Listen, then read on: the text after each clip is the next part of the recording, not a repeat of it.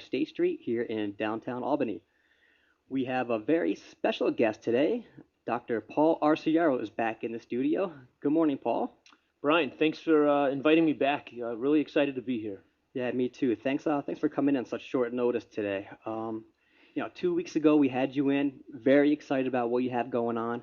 If you don't mind, just kind of tell our listeners a little bit more about yourself, just in case they missed the program a couple weeks back. Sure, I've been in the field, I would say, of health, optimal health, and performance my entire life. So I'm well schooled, but I've also had very formal training. So I have my doctorate, my postdoctorate, all in physiology, exercise physiology, and nutrition. I've been a college professor now for 17 years. I'm the chair of the Health and Exercise Sciences Department at Skidmore College. But I've been doing, more importantly, research for the past 25 years on optimal performance and health. And in combination with the actual research and the teaching that I've done at the collegiate level, I've worked with some elite Olympic athletes and professional athletes, and I myself have been a highly trained athlete as well. So, it's a lot of fun for me to study what I actually do myself, Okay. like you. Yes, thanks. You mentioned optimal health. Like, what exactly does that mean? Yeah, I think everyone has their own interpretation of what optimal health means, and I think that what's most important is that the message that I like to send, and I know in conversations with you, you're the same, is that we're trying to develop a fully integrated person, and what that means is we're trying to bring together all of the many unique facets of what makes us a fully functioning person. So it involves our mental health, our emotional health, our spiritual health, and our physical health, and so.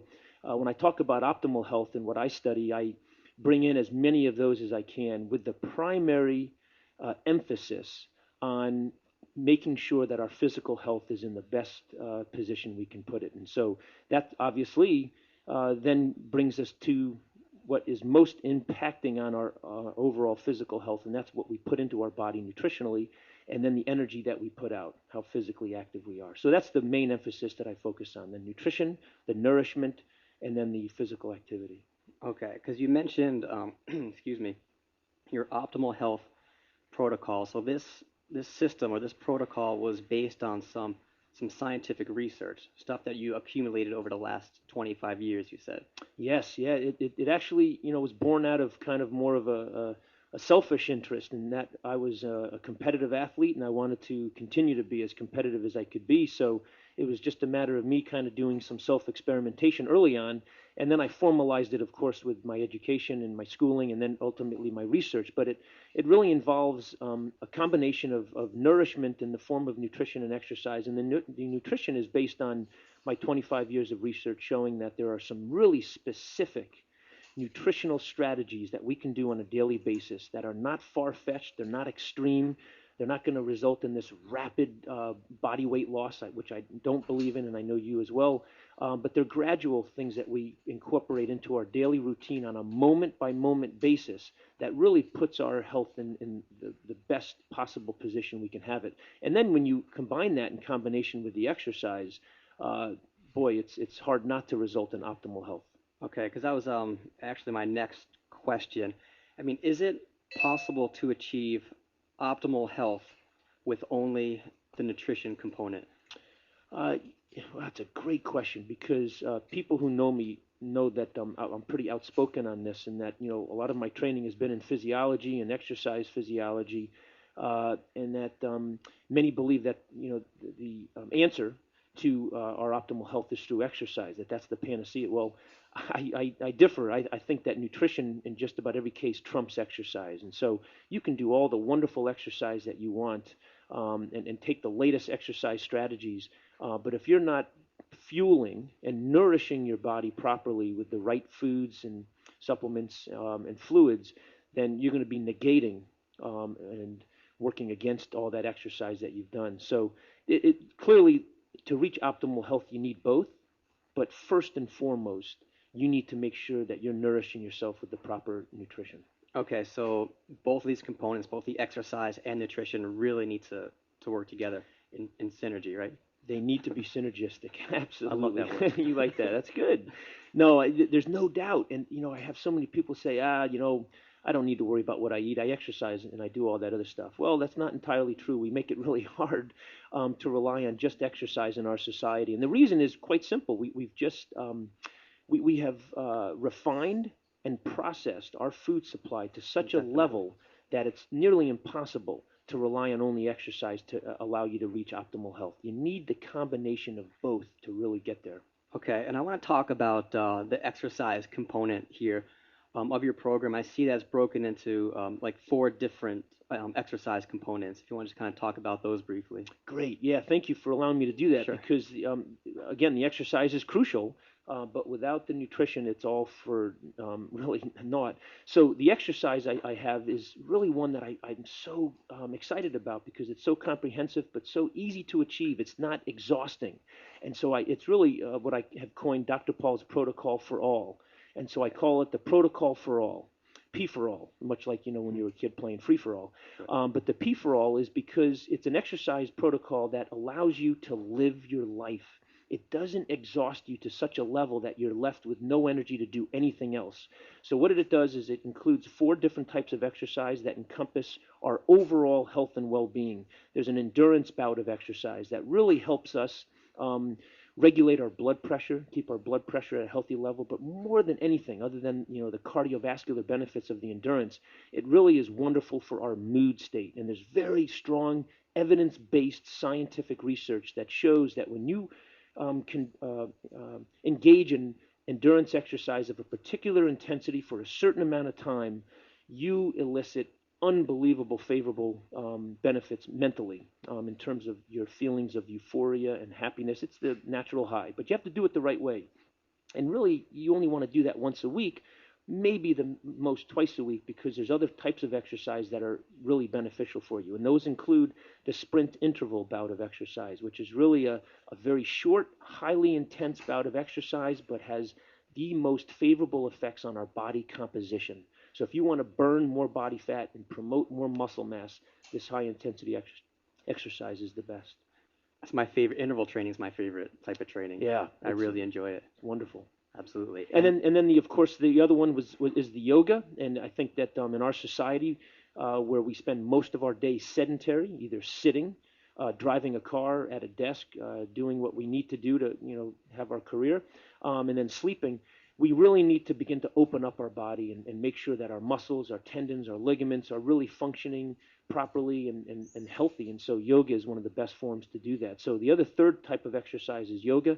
And then finally, the fourth day, and again, it's only 4 days a week because I believe in recovery days and rest days where you need to allow your body to recover properly. And then also allows you to do other things that you might want to do. And then the fourth type of exercise, of course, is the functional training. And I tell people that the functional training allows you to play. And what that means is it conditions your body from a strengthening perspective, but not in a regimented weight training way that you might be accustomed to, but strength training in the form of allowing you to use your muscles the way that they are used when you play. And that means anything. Because our muscles, excuse me, our body it works in like multi-planar directions, right? So we're not just kind of fixed in a machine That's going exactly one right. plane. So we're always moving laterally, forward, backwards. So Yeah, I mean, it's very similar to your boot camp and your other, wonderful programs that you have at Omni through Synergy that you need to be strengthening your body in a way that is similar to what you want to do to play. And so when I say play, it could be something, some people enjoy going out and working in the garden or mowing the lawn or doing landscaping and construction. Well, this type of exercise, functional training, allows you to do that better. Not to mention, that it'll also help you actually be a better athlete. okay. And now, Paul, nutrition. I really want to talk about that. There's a lot of misconception out there about certain foods that you should eat, what you should avoid. So, what are some foods that you recommend with your optimal health program? Well, right off the bat, I believe in balance of all the nutrients, and there's no bad nutrient. To say that carbohydrates or fats are not beneficial for you is naive at best. But no, you need to be making sure that you have a balance of carbohydrate. I like to say 50% of your intake should be carbohydrate, 25% protein, and 25% fat. And let's talk about each one of those real briefly. Carbohydrates are made up of grains, things like brown rice, things like steel-cut oats, things like millet and quinoa. These are probably some things that people have never heard. Um, Whole wheat pastas, sweet potatoes. So, grains in general, and then the vegetables, and that would be all different types of green leafy vegetables, all types of dark orange and red and yellow squashes and peppers and things like that. And then the fruits, of course. So those are your three main types of carbohydrates: the grains, the vegetables, and the fruits. And there's lots of variety. There's lots of options within each of those. And so those should constitute 50% of your intake on a daily basis. Okay. Now, if carbohydrates are so important for energy and optimal health, why with some nutrition programs out there that they always cut back or totally eliminate the carbohydrates? Yeah, that's such an important question. I'm glad you asked that. The reason is because carbohydrates are heavy. They store a lot of water with them. And so the first thing that uh, some so-called nutrition experts and weight loss experts believe is that cut out the heavy food, and that would be the carbohydrates. They're very dense because they contain a lot of water. And so if you eliminate that in a person's intake, they're immediately going to lose weight. I mean, it's a known fact. I mean, I won't mention the different types of low carbohydrate diets, but they're plentiful, and they result in some immediate weight loss, but it's not a healthy weight loss. It's not a staying permanent long-term weight loss. It's only a quick fix because eventually we all need to take in some carbohydrate. And so to deprive your body of that, even temporarily, to experience a weight loss is very unhealthy and unfortunate, because once you go back to eating carbohydrate, which eventually your body needs, your cells have been so deprived of it that you end up storing that carbohydrate in greater quantity than you would have if you had not avoided them and depleted them. So it's not a good weight loss strategy at all. And real quick, I don't want to spend a lot of time on that, but thank you for your answer. But usually when people are cutting back or taking out those carbohydrates, they're replacing them with something else, like a higher protein or like more Right. fat. And we know more like saturated fats. I mean, like your blood vessels are getting clogged up. I mean, it puts you at greater risk for metabolic diseases like heart disease, high blood pressure, and increases your risk of stroke too. So It absolutely does, and so that's the trade-off, is that if you're going to avoid those carbohydrates, you're going to replace it with other foods that are less healthy for you. So this balance of 50% carbohydrate, of the really nutrient-dense types of carbohydrates in whole grains, fruits, and vegetables, and then the protein in really healthy forms, such as wild game. If you can have grass-fed beef and poultry, that's the way to go with that. Whey protein is a wonderful source of protein. Of course, fish is excellent. And then dairy, Greek yogurt, other types of yogurt, milk, cottage cheese, eggs are coming back. And so all of those are outstanding sources of protein. okay, we are going to take a short break. When we return, we're going to have more with Dr. Paul. I'm Here on Roger.